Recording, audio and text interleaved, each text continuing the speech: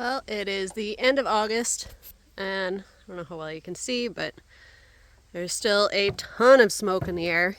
Thankfully for us, at least, I don't think there's too many fires close by anymore. Still a few, but nothing major, and certainly nothing that's a big threat to us at the moment. So the smoke here is primarily from the Northwest Territories and the Okanagan. So my heart goes out to the people who are dealing with that. That's not a lot of fun. But there's a couple announcements I wanted to make. So first of all, I know I had done a poll on my channel to see if I should do sheep stuff or more Japan stuff, and you guys wanted to see Japan stuff. I did my best. I really did. Unfortunately, I'm running into some technical issues. So what had happened is while I was in Japan, my phone ran out of, like my Google account or something ran out of storage, so I ended up having to pay for more. And in doing that, it had somehow glitched out or something and changed the settings so that every photo and video on my phone, and there were a lot, automatically uploaded to the cloud, which did two things. First of all, it completely filled up my storage that I just bought, like, immediately. So I was totally SOL on that anyway. And secondly, it also deleted all of those videos off of my phone, so they only exist on the cloud now, which shouldn't be a huge problem, but the problem I'm running into is that when I try and download them off the cloud, they are corrupted and I can't use them anyway. And I don't know what's going on with that. I'll fully admit I'm not super tech savvy. Usually I can figure out stuff like this, but I'm really stumped on this. So I'm actually going to hire somebody to help me sort this out. Shout out to my friend Donald, who's been helping me out with this. You're a hero. But I'll get those videos up when I get them up. But in the meantime, I didn't want to miss out on some stuff that's happening on the farm. So we're going to go look at the sheep.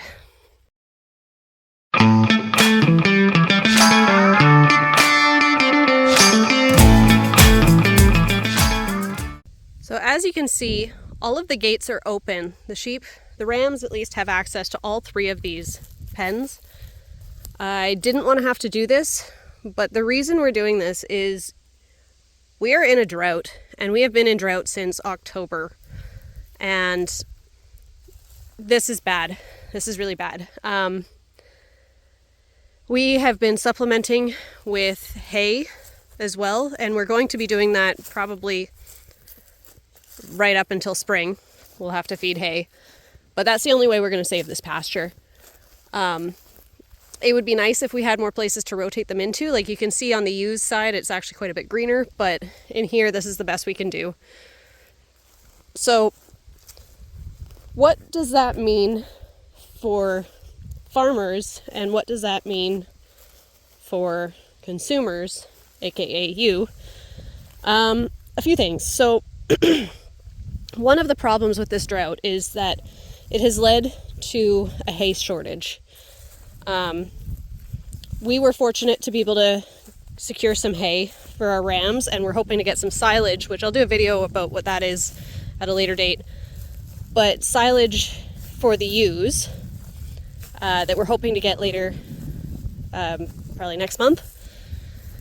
But they need to eat something, and there is just not enough in here. And frankly, there is not enough to go around for all the animals in the entire west of Canada and probably the US, I think, as well.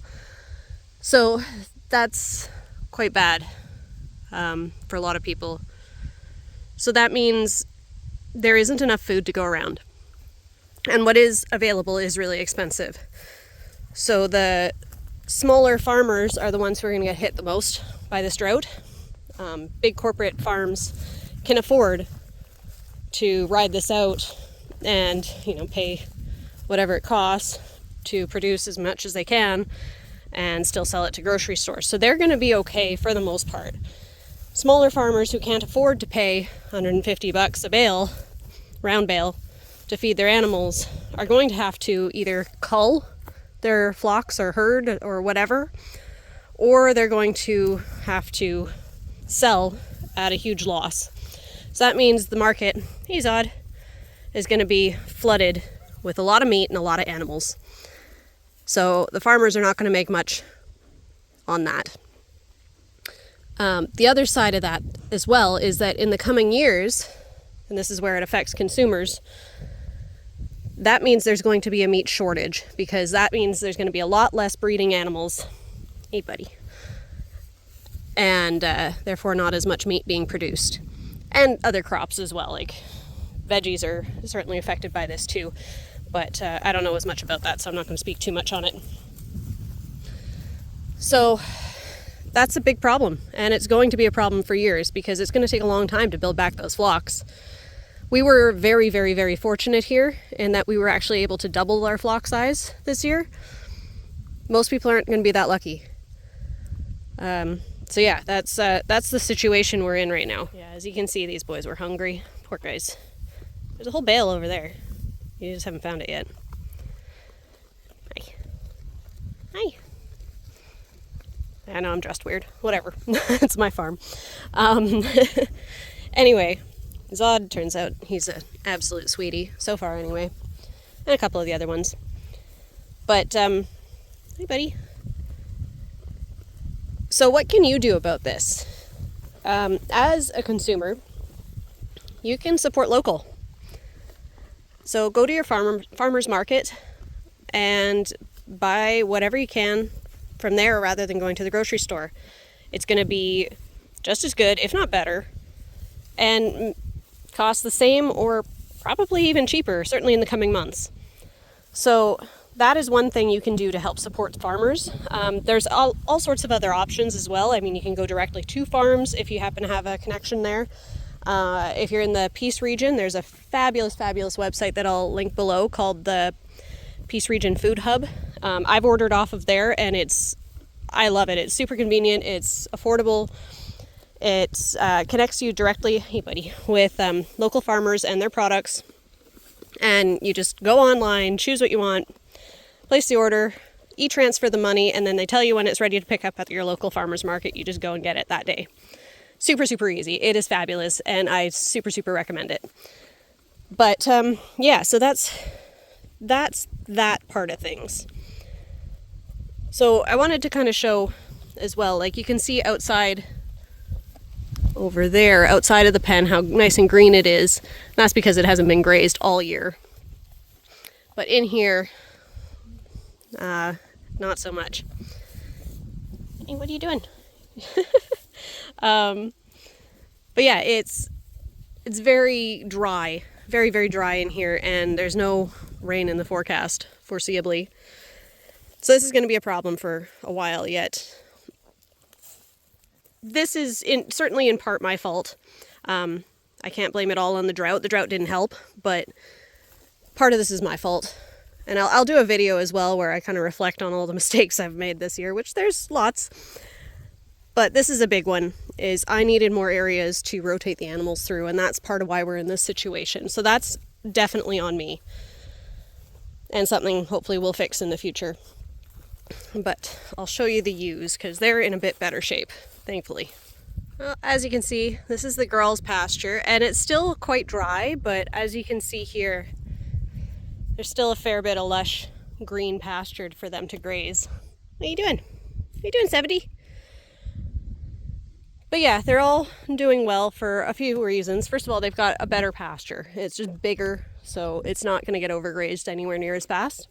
Secondly, I can give them alfalfa pellets that I can't comfortably give to the rams because I don't want a repeat of the gut situation.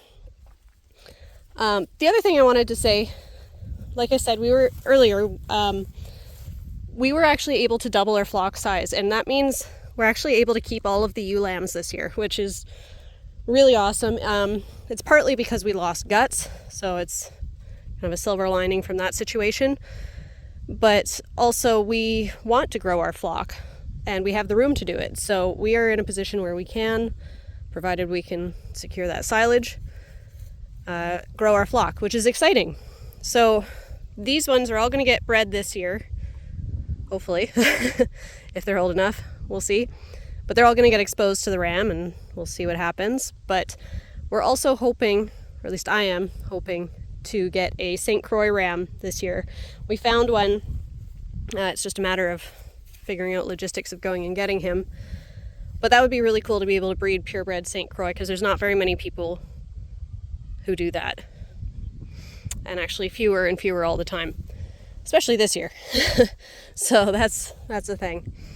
But yeah, I wanted to introduce, we've got some names for some of them. Hi, Charlotte. Hi, Charlotte. So this little one, 7-1, this one is named True.